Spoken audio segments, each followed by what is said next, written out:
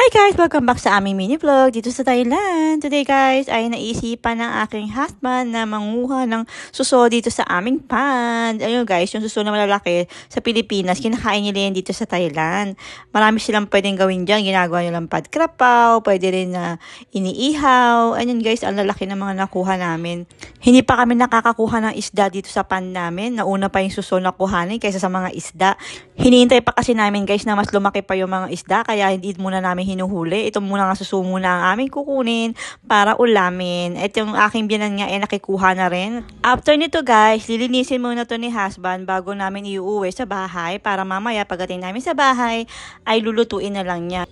Ito nga pala guys, ang way ng paglilinis nitong suso na to. Madali lang siya guys, tinatanggal lang niya daw yung mata tapos okay na. Yun na yung ilalagay dun sa pinakalagayan niya at yun yung lulutuin namin mamaya.